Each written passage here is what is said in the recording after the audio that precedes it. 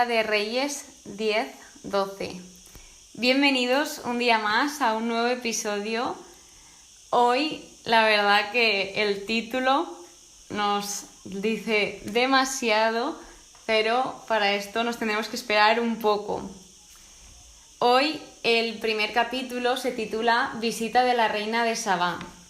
Sabá era un reino muy rico con mucho oro, especias y maderas preciosas. Por lo tanto, se ve que la reina de Sabá escucha y se entera de la fama que tiene Salomón y se ve que quiso ir a verlo con sus propios ojos y a escucharlo. Que esto ya anteriormente vemos como muchísima gente quiere ir a escuchar la sabiduría de Salomón.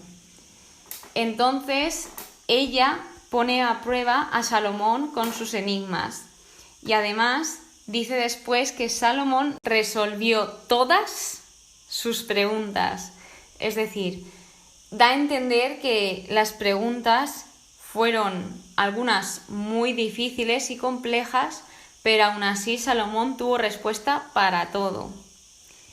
Entonces ella se quedó impactada, no daba crédito de todo lo que estaba viendo porque estaba alucinando.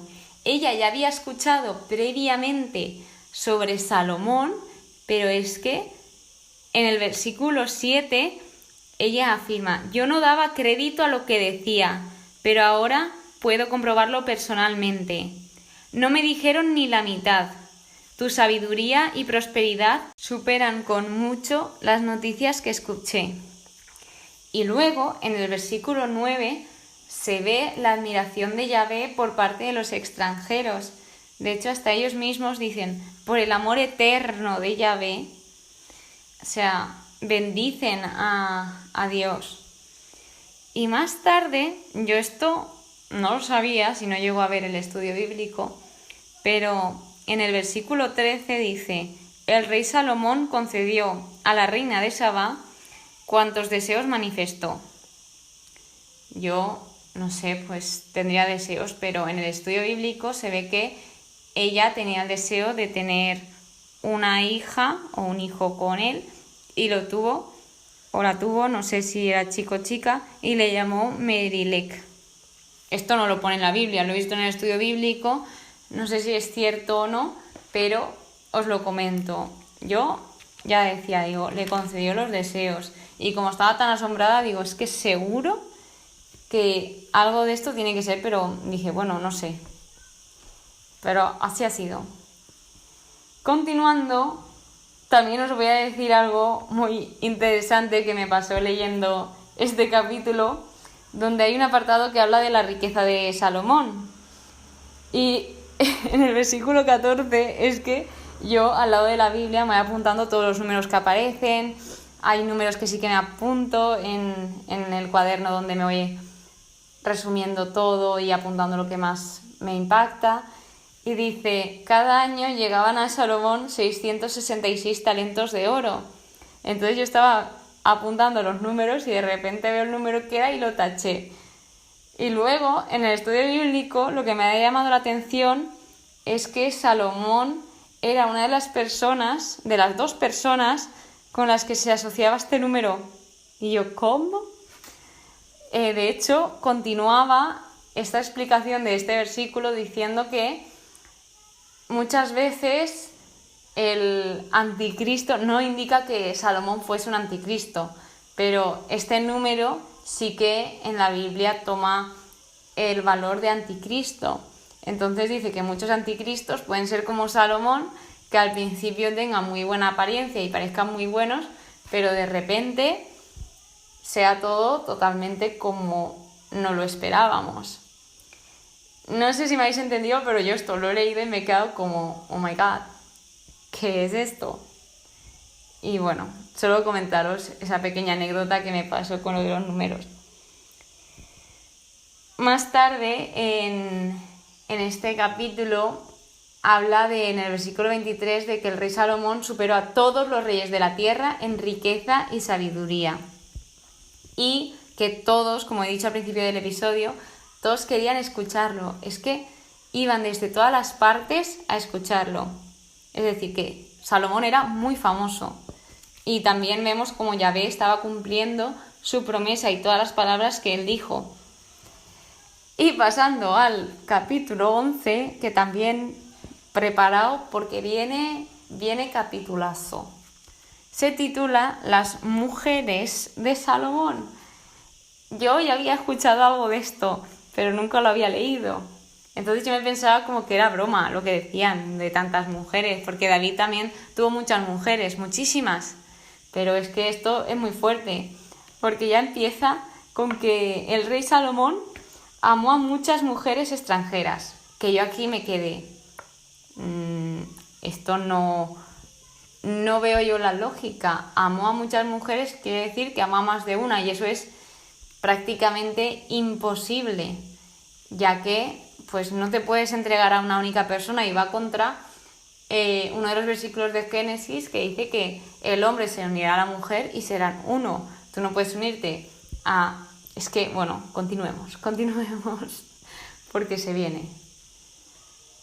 Bueno, en el versículo 2, Dios recuerda el por qué no se debían unir a mujeres extranjeras, que era porque se intentaba prevenir el peligro de desplazar el corazón de las personas hacia otros dioses, porque si tú te unes con alguien que adora a otros dioses o con alguien que no cree, corres ese peligro, porque es la persona con la que vas a pasar el resto de tu vida, y aquí es donde viene el yugo desigual.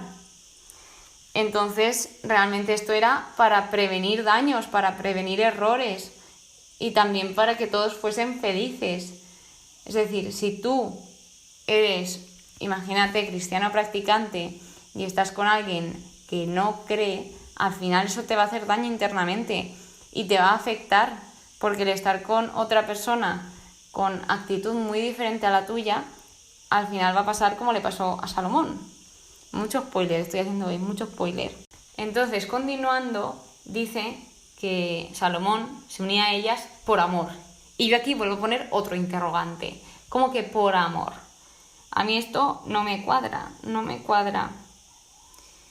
Luego ya indica cuántas mujeres y concubinas tuvo. Hagan sus apuestas. ¿Cuántas mujeres creen que tuvo Salomón y cuántas concubinas? Bien, pues te lo voy a decir ya. Tuvo 700 mujeres con rango de princesas y tuvo 300 concubinas. Pero sí que es verdad que esto lo que hacía era seguir el ejemplo de su padre. Sí que es verdad que Salomón fue un exagerado, porque ya me dirás tú, 700 mujeres y 300.000 mujeres, vaya, mira, yo es que no entiendo, no me cabe en la cabeza. Y claro, David hizo casi que lo mismo. Entonces, ¿qué tan importante es el ejemplo que un padre le da a su hijo? Porque luego al final los hijos acaban cometiendo esos mismos errores. De modo que efectivamente el corazón de Salomón fue desplazado hacia otros dioses. Y vemos aquí el poder que tenía la lujuria de la carne. Es decir, si Salomón hubiese estado centrado en Dios, esto no hubiese pasado, pero finalmente pasó. En el estudio bíblico he leído que quizás Salomón pensase que de esta manera estaba glorificando a Dios, pero no lo estaba haciendo. Entonces, mirad cómo Dios se apareció 2 veces a Salomón, le dio instrucciones, además le dio una gran serie de bendiciones con esa sabiduría, la tranquilidad en el reino, y a pesar de todo esto, Salomón procede a seguir a sus deseos, a lo que Dios se enoja porque desvió su corazón. Como podemos ver, Dios se nos puede aparecer, pueden pasar milagros, pero al final nosotros somos quien decidimos lo que hacer. Y Salomón al final decidió esto, otros decidieron otras cosas, así que por mucho que se le aparezca el Señor a diferentes personas o le dé bendiciones, eso no quiere decir que debamos descuidar de leer su palabra, de servirle, etc. En el versículo 11 vemos cómo el castigo que Dios le dice no le va a afectar a Salomón, porque Dios prometió unas cosas. Entonces el castigo le afectará a la primera generación, que será al hijo de Salomón. Y además, gracias a David, gracias a la obediencia de David, no lo pierden todo, se quedarán con una tribu. Así que aquí podemos observar cómo Dios es tan fiel a sus promesas y cumple su palabra, además de que, como vemos de esa fidelidad, esa obediencia de David, como gracias a ello está, entre comillas, salvando a Salomón. Si David no hubiese obedecido de esa forma a Dios, Salomón, todo esto que tuvo, el reinado, esa tranquilidad, todo lo que he comentado antes, no lo hubiese tenido. Entonces, más tarde Dios suscita adversarios para Salomón, que son Hadad, si no lo pronuncio mal, y Rezón. Además que Jeroboam empieza a rebelarse contra el rey y a él viene el profeta Ahías explicándole todo lo que va a pasar y todo lo que el Señor le había dicho para comunicarle a Jeroboam. Entonces aquí se lo explica todo y de nuevo el Señor le da esa oportunidad a Jeroboam, porque es el Señor quien lo elige, de reinar, y también le dice: si escuchas, le empieza a explicar, entonces él, y ya le dice todo lo que hará si él escucha. Por último, llega la muerte de Salomón, donde nos indica que Salomón reinó 40 años y que todo lo que realizó está recogido en el libro de los Hechos de Salomón. Y por último, en el capítulo 12, este se titula La Asamblea de Siquén, donde Roboam va hasta allí para reunirse con la asamblea y ellos le comentan el que Salomón hizo pesado su yugo, por lo tanto que por favor él aligere ese yugo y así ellos le servirían. Entonces Roboam dice que se lo tiene que pensar en 3 días y él recurre primeramente a los ancianos. Ellos le aconsejan, pero como a él no le gusta este consejo, se va a los jóvenes, ignora el consejo y se va a los jóvenes a hacer la misma pregunta, a ver qué le dicen. Entonces, cuando los jóvenes le dieron el consejo, pues finalmente Roboam hizo lo que le dio la gana y decidió que aún sería más duro que su padre. Pero esto, el que el rey no escuchase al pueblo, era porque todo esto se trataba de algo dispuesto por Dios. Es decir, para que su palabra se cumpliese, esto se tenía que dar. Por lo tanto, en cuanto el rey anuncia esto, toda Israel se rebela contra la casa de David y se dividen. Se divide ya entre el reino de Israel y el reino de Judá. Cabe especificar que el reino de Judá estaba compuesto por la tribu de Judá y la tribu de Efraín. Entonces, en Israel ahora reinará Jeroboam y en la tribu de Judá sigue reinando el hijo de Salomón, Roboam. Y para finalizar este capítulo, Jeroboam tiene miedo de que vuelva el reino a la casa de David y lo que hace es construir 2 becerros de oro. Otra vez. Después de pasar 500 años desde el Éxodo, vuelven a cometer el mismo error, fabricar los becerros de oro, que uno se situaría en Betel y el otro en Dan. Entonces, al final Jeroboam acaba este capítulo haciéndonos ver que él empezó a hacerse una religión a su gusto. Es decir, realmente no estaba siguiendo a Dios, estaba haciendo lo que él creía o lo que él quería que fuese Dios. Que esto suele ser un error muy típico. En mi caso, antes de yo tener mi conversión, yo también hacía la religión a mi manera, de yo elijo estos mandamientos, los que me convienen, los que no, o empiezo a buscar excusas, etc. Es muy usual. Así pues, para concluir este capítulo, me gustaría centrarme en su título, que es Escuchamos lo que queremos.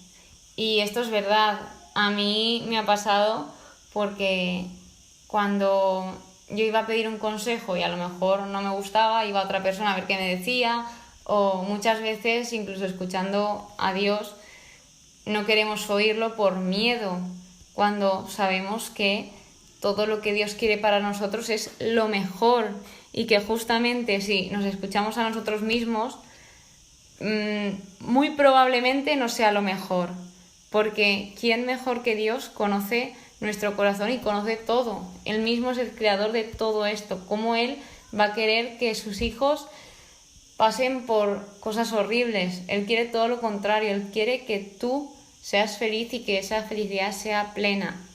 Así que esto cuando lo leí me hizo mucha gracia porque es algo muy típico que suele pasar, bueno, pues como no me gusta este consejo voy a otra persona a ver si así dice lo que yo quiero oír. Pero en el día de hoy yo pido a Dios que sepamos escuchar, que no tengamos miedo de recibir consejo y que todo sea conforme a su voluntad. Y con esto el capítulo de hoy, espero que os haya gustado, que hayáis aprendido. Muchísimas gracias por escucharme un día más y nos vemos en el siguiente episodio. Que paséis muy buen día y que Dios os bendiga.